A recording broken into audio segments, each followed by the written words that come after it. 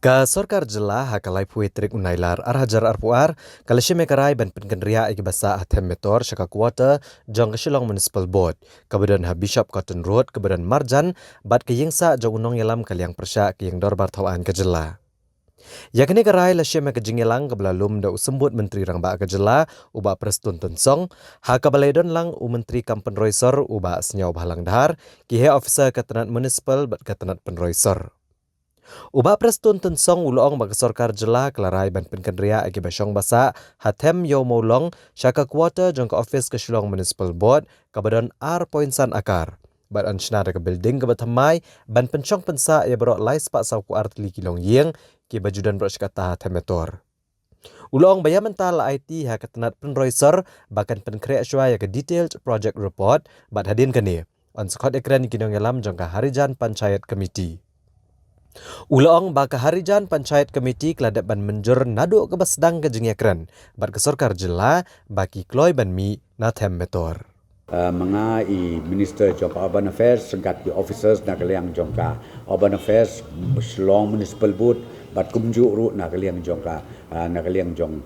jongka revenue nilai syong nilai kren nilai thirba ya hakabidei bat ka jaka hakabangin sna ya kaneka quarter jong kini ki perlok jomi ki basa angtai hapo Harijan koloni kebing ong hapo yo monglong de menta kasngi nilai sim ya karai bat kata karai kolomba ya ka quarters jongki menta mdesu ban ong bangin lech chatai TV hospital hamau prem den rekan dei bek menta hakaju ka jaka ka balasna yakin ki units bakin sa kini kinong tre jong ka municipal board hakaba nginsna di ki multi story building ban accommodate ya borok laispa sauku aryeng kini ki badon menta hangte apo iyo bolong Teka baar ngilai rairu ba ka DPR ka detail ka DPR barok narusdong ban perkrek de ko Urban Affairs haka bangila ong iki sedang no thau no ya ka DPR ka haba ong ka DPR kamu nadu ka design nadu ka estimate bat ki detail nadong sedong khnang ba kinyo ban pha syaka sarkar nakaliang jong sekar begin le ya ka bedon kam kata kade ka bangi sim ya ka rai menta ka jabit bat ngakan men scam ba kani ka bangi sim ya ka rai kan long ka solution ka permanent solution mdei tang na ka menta jong ki ba pri ki perlok jong ina Harijan ndei kan long na ka menta ka jemtoi ka jelame kala jong i barokawai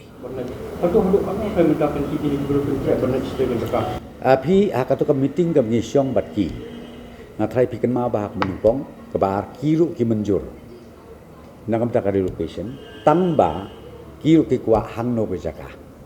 ti mentang opi nakaliang jongi ke government ngin sa pentip ban ngisa khot yaki ban syong meeting mereka menungkong hakane ke jingelang ka mengisyong menta ka janmit nakaliang jong ka department jong ka Urban Affairs Department hadin ki ba board teli ki benai ki ba lewat jaka keleng-keleng dengi syemba the most ideal place kan long be hakane ka existing place ka ba ladon lepa ka to ka quarter na menta jongki bakin syong kin sa kinong tre jong ka Shillong Municipal Board de nak radaw ngopi yakane mentang idang up satang yakane ka DPR anla deb nangta ngan sakot meeting beda yakine ki Harijan